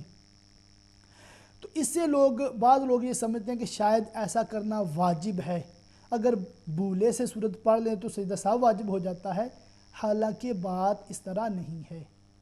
تمام ہی ناظرین نوٹ فرما لیں، اگر کوئی بہن یا کوئی بھائی بغیر جماعت کے نماز پڑھتا ہے تو اس کے لیے بہتر ہے، افضل ہے، زیادہ ثواب ہے کہ وہ تیسری اور چوتھی رکعت میں سورہ فاتحہ کے بعد سورت بھی ملائے. جس طرح سنتوں میں سورت ملاتے ہیں، جس طرح نفلوں میں سورت ملاتے ہیں، سنتوں اور نوافل میں تو سورت ملانا ضروری ہوتا ہے، مگر فرضوں کی تیسری چوتھی میں سورت ملانا ضروری تو نہیں ہے، مگر ملائیں گے تو زیادہ ثواب ملے گا، تو اس پر سجدہ سہو واجب نہیں ہوتا. ایک جو قضا نماز میں وہ جو ثنا کا مسئلہ وہ تو ڈسکس ہو گیا ہے. کہ ایک भाई ने पूछा सुन्नत मुअक्कदा और गैर मुअक्कदा में क्या फ़र्क है। देखिए जो ज़ोहर की 4 सुन्नतें हैं कबलिया और जो 2 बाद की हैं वो सुन्नत मुअक्कदा हैं। इसी तरह इशा की जो फ़र्ज़ों के बाद 2 सुन्नतें होती हैं वो मुअक्कदा हैं। और असर की जो कबलिया 4 सुन्नतें हैं वो गैर मुअक्कदा हैं। इशा की 4 सुन्नतें वो गैर मुअक्कदा हैं। और फ़र्ज़ की जो सुन्नतें हैं 2 वो भी मुअक्कदा हैं बल्कि ज़्यादा मुअक्कदा हैं। अब मसला ये है कि जो असर और इशा की गैर मुअक्कदा सुन्नतें हैं इसमें पढ़ने का जो मसला है ये थोड़ा सा डिफरेंट है ज़ोहर की 4 रकात मुअक्कदा सुन्नतों से। उसका जो तरीक़ा है वो इस तरह है कि जो असर की 4 सुन्नतें आप पढ़ते हैं, दूसरी रकात में जब आप अत्तहियातों के लिए बैठेंगे तो आप अल्लाहुम्मा सल्ली अला दुरूद पाक दुरूद इब्राहिमी और साथ में दुआ भी मिलाएंगे। फॉर एग्ज़ाम्पल जो रब्बी जअलनी पढ़ते हैं तो यौमा यकुमुल हिसाब तक आप पढ़ेंगे, सलाम नहीं फेरेंगे बल्कि खड़े हो जाएंगे और फिर तीसरी रकत जो है वो आप सना से शुरू करेंगे। ये एक तरीक़ा है सुन्नत गैर मुअक्कदा को अदा करने का। और जो सुन्नत मुअक्कदा होती हैं उसमें ये है जो फ़र्ज़ों 4 फ़र्ज़ों की तरह वो पढ़ी जाती हैं 4 सुन्नतें, मगर उसकी तीसरी और चौथी रकत में सूरत मिलाना ज़रूरी होता है। सिर्फ फ़र्क ये होता है कि कायदा ऊला में तशहुद पढ़ेंगे, अत्तहियातो पढ़ेंगे, अब्दुहु व रसूलुहु, यहाँ तक दुरूद पाक नहीं मिलाएंगे जिस तरह फ़र्ज़ों में नहीं मिलाया जाता। आप खड़े हो जाएंगे और तीसरी रकत जो है वो आप बिस्मिल्लाह से शुरू करेंगे और अल्हम्दुलिल्लाह सूरत पढ़ेंगे। ये मसला होता है सुन्नत मुअक्कदा का।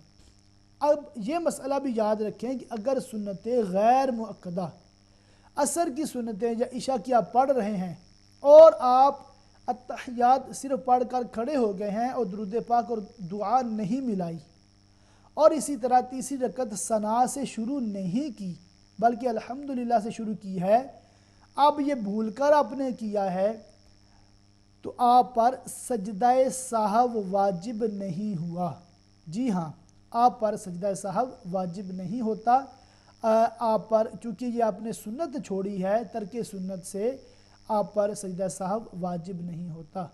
तो तमामी नाज़रीन से अर्ज़ है कि नमाज के वाजिबात कम व बेश 30 वाजिबात हैं, उनको सीख लें ताकि आपको अंदाज़ा हो कि नमाज में कौन कौन सी चीज़ें वाजिब है। अगर उनमें से कोई चीज़ भूले से रह जाए तो सजदा साहब वाजिब होता है।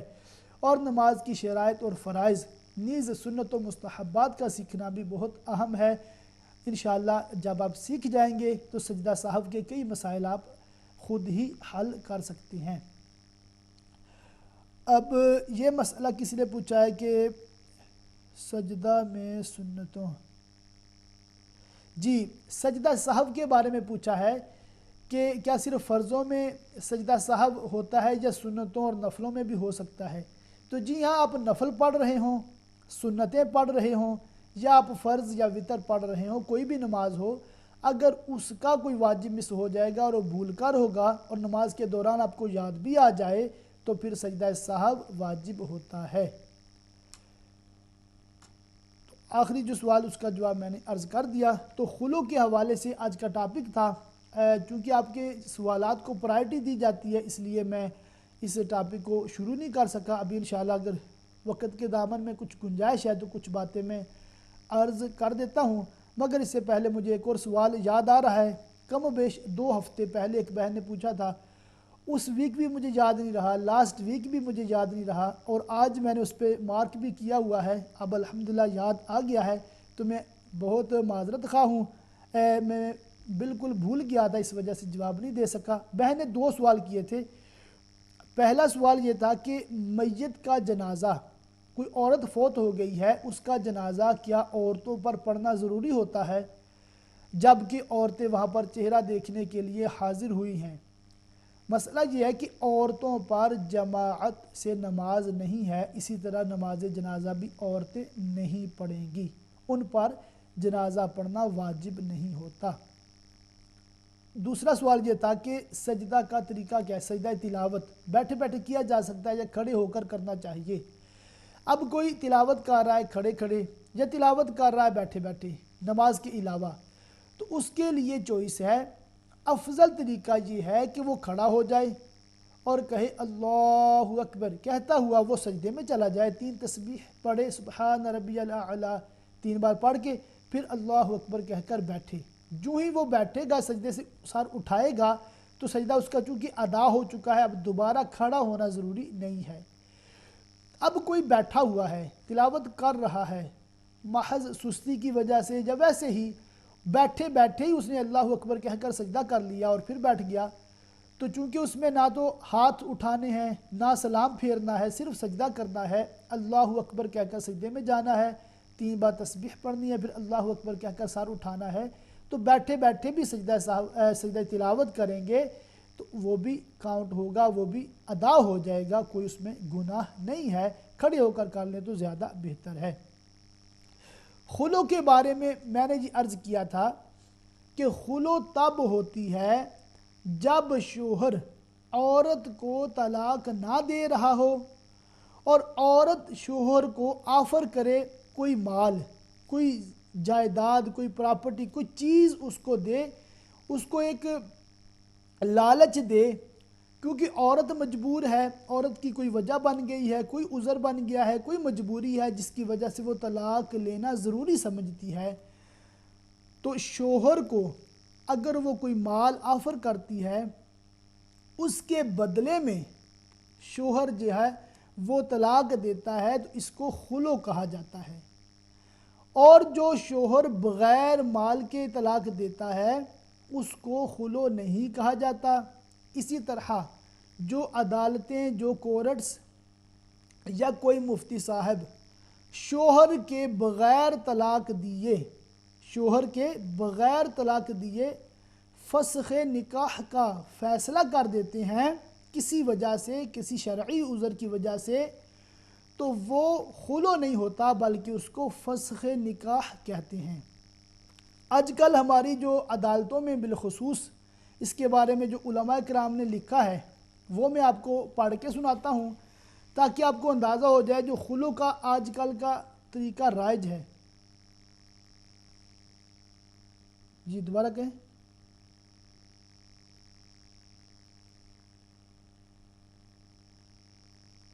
جی ایک اور آفر سوال بھی ملا تھا، وہ یہ تھا کہ فجر کی نماز اگر کسی نے نہیں پڑھی، قضا ہو گئی ہے، سن رائز ہو گیا ہے، اب اس کی ادائیگی کا کیا طریقہ اور کیا نیت ہے۔ تمامی ناظرین غور فرما لیں کہ فجر کی جو نماز ہے اگر یہ قضا ہو جائے اور آپ کی آنکھ کھلی ہے سن رائز کے بعد، تو اب آپ کے لیے حکم یہ ہے کہ سن رائز کو جب 20 منٹ گزر جائیں تو اس کے بعد آپ فرض نماز فجر کی جو قضا ہوئی ہے اس کو ادا کر سکتے ہیں۔ 20 منٹ کے اندر آپ اس لیے نہیں ادا کر سکتے کہ وہ مکروہ وقت ہے۔ اور اب یہ مسئلہ بھی ہے کہ سن رائز کے 20 منٹ کے بعد، چاہے 1 گھنٹے بعد، 2 گھنٹے بعد آپ نے پڑھی ہے اور زوال کے ٹائم سے پہلے آپ نے فجر کی نماز اس دن کی جو قضا ہوئی تھی آپ نے ادا کی ہے، تو آپ کے لیے بہتر اور مستحب یہ ہے کہ آپ 2 سنتیں وہ بھی پڑھیں۔ یہ علماء کرام نے مستحب لکھا ہے، اگر کوئی سنتیں نہیں پڑھتا تو پھر بھی اس کی قضا ادا ہو جائے گی۔ ہاں اگر زوال کا ٹائم شروع ہو گیا، چونکہ زوال کے ٹائم میں نماز نہیں ہوتی اور پھر بعد میں ظہر کا ٹائم شروع ہو گیا اور زندگی میں کبھی بھی قضا کو ادا کرے گا یا کرے گی، تو اس میں کیا ہے کہ آپ سنتیں نہیں پڑھیں گے، صرف فرض پڑھیں گے۔ یہ جو سنتوں کا مسئلہ ہے صرف اس فجر کے لیے ہے جو آج قضا ہوئی ہے اور آج ہی ادا کی گئی ہے۔ تو بہن نے پوچھا کہ اس میں کیا نیت ہوگی، تو نیت آپ یہی کریں گی کہ 2 رکعت نماز فجر قضا آج کی، یا آپ کہہ لیں آخری، تو یہ آپ نیت ذہن میں رکھیں کہ جو آج کی نماز میں نے قضا کی وہ میں ادا کر رہی ہوں، تو اس طرح آپ نماز ادا کر لیں۔ نیت دل کے ارادے کو کہتے ہیں، زبان سے کہنا ضروری نہیں ہوتا، اگر زبان سے بھی وہ الفاظ کہہ لیے جائیں تو زیادہ بہتر ہے، اس میں کوئی مذائقہ نہیں ہے۔ تو لائنز ابھی کلوز ہیں اور 2-4 منٹ باقی ہیں۔ تو میں خلو کے بارے میں ایک مسئلہ آپ کو پڑھ کے سنا دیتا ہوں، اس کا جواب جو مفتی صاحب نے دیا ہے اس کے الفاظ من و عن، پھر آپ کو اندازہ ہو جائے گا کہ خلو کے مسائل کتنے اہم ہیں، کتنے پیچیدہ ہیں، کتنے ضروری ہیں۔ اب یہ بات یاد رکھیں کہ جو بھی جج یا کوئی مفتی یک طرفہ فیصلہ کر دیتے ہیں اور مرد سے شوہر سے کانٹیکٹ بھی نہیں کرتے، تو اس طرح نہ خلو ہوتی ہے نہ فسخ نکاح ہوتی ہے۔ خلو تو ہوتا ہی تب ہے جب شوہر طلاق دے، تو بغیر شوہر سے رابطہ کیے جو یک طرفہ فیصلہ کر دیتے ہیں اس طرح خلو نہیں ہوتی۔ سوال یہ ہے کہ کیا عورت بذات خود کورٹ سے طلاق لے سکتی ہے؟ جواب: طلاق کا اختیار شریعت نے مرد کو دیا ہے، اس کے علاوہ کوئی دوسرا طلاق نہیں دے سکتا۔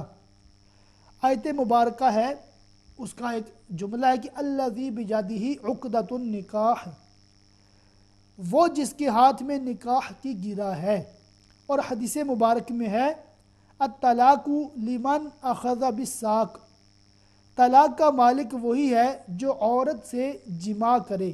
لہٰذا اگر کورٹ نے شوہر کے طلاق دیے بغیر یک طرفہ یعنی ون سائیڈڈ عورت کے حق میں فیصلہ کر کے طلاق دے دی تو اسے طلاق نہ ہوگی، اور اس عورت کا دوسری جگہ نکاح کرنا حرام اور زنا ہے۔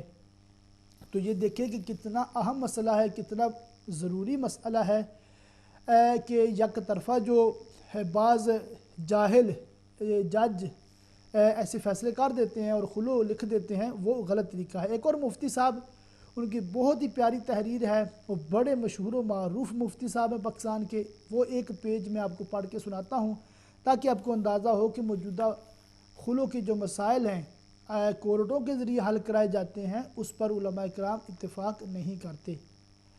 مفتی صاحب تحریر فرماتے ہیں، ہماری عالی عدالتیں فیملی کورٹس وافر دینی علم نہ ہونے یا کسی قانونی سکم کے سبب فسخ نکاح کو خلو قرار دیتی ہیں اور اپنے فیصلوں میں لکھتی ہیں کہ بر بنائے خلو نکاح فسخ کیا جاتا ہے، حالانکہ وہ وجوہ جن کی بنا پر جج یا قاضی مجاز دیانتداری سے سمجھتا ہے کہ اب زوجین کا حدود شرع کے اندر رہتے ہوئے ازدواجی زندگی گزارنا عملاً ممکن نہیں رہا اور شوہر اپنی بیوی کو طلاق دینے پر آمادہ بھی نہیں ہے، تو سربراہ مملکت کی طرف سے تفویض کردہ اختیارات کو استعمال کرتے ہوئے وہ نکاح فسخ یعنی ڈیزالو کر دیتا ہے۔ ان وجوہ اور شواہد ایویڈنس کو ریکارڈ پر لاتا ہے جو اس کی فہم کے مطابق فسخ نکاح کا سبب بنتے ہیں، اور اسی تاریخ سے عورت کی عدت شروع ہو جاتی ہے، اور عدت گزرنے کے بعد وہ عورت اپنی آزادانہ مرضی سے کہیں پر بھی عقد کر سکتی ہے۔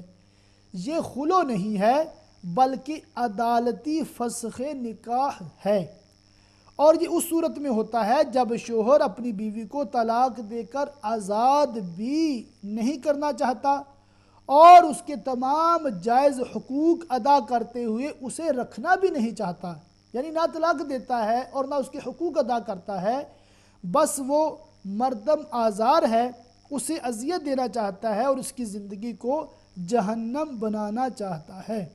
تو آپ نوٹ فرما لیں، آپ نے جو بغور سنا ہوگا آپ کو یہ سمجھ آ گئی ہوگی کہ جو ہمارے ہاں کورٹ سے طلاق لی جاتی ہے اور شوہر اس میں طلاق نہیں دیتا، وہ خلو نہیں ہوتی بلکہ وہ فسخ نکاح ہوتا ہے۔ فسخ نکاح کی بہت کڑی شرائط ہیں، کئی جج صاحبان ان شرائط کو پورا نہیں کر رہے ہوتے، اس وجہ سے فسخ نکاح بھی ان کا ویلڈ نہیں ہوتا۔ ایک اور مفتی صاحب لکھتے ہیں، ہمارے ہاں عدالتوں میں اکثر جج علم دین سے جاہل ہوتے ہیں اور آئے دن سینکڑوں خلو کے فیصلے کرتے رہتے ہیں، تقریباً ان کے اکثر فیصلے شریعت کے مطابق نہیں ہوتے۔ مثلا جج یک طرفہ خلو کا فیصلہ دے دیتا ہے، حالانکہ یک طرفہ خلو سے طلاق واقع نہیں ہوتی۔ تو آخر میں یہی عرض کروں گا کہ انشاءاللہ نیکسٹ ویک اس ٹاپک پہ میں مزید گفتگو بھی کروں گا، اور فسخ نکاح کی شرائط انشاءاللہ نیکسٹ ویک پہ رکھتے ہیں اور انشاءاللہ اس کو میں مزید ڈسکس کروں گا۔ آج کے لیے آپ اتنا ہی یاد رکھیں کہ خلو تب ہوتی ہے جب شوہر کسی چیز کے عوض طلاق دیتا ہے۔ تو امہ چینل کی انتظامیہ اس کے مالکان کو اپنی دعا میں ضرور یاد رکھے گا۔ اللہ تعالیٰ امہ چینل کے مالکان، اس کے تمام انتظامیہ اور اس کے جتنے بھی ناظرین ہیں اور جتنے بھی لوگ تعاون کرتے ہیں، تمام کے گھروں میں اپنی خیر و برکت کا نزول فرمائے۔ اللہ تعالیٰ ہمیں علم نافع عطا فرمائے اور علم دین حاصل کر کے اس پر عمل کی توفیق عطا فرمائے۔ آمین بجاہ النبی الامین وصلی اللہ تعالی علیہ وآلہ وسلم۔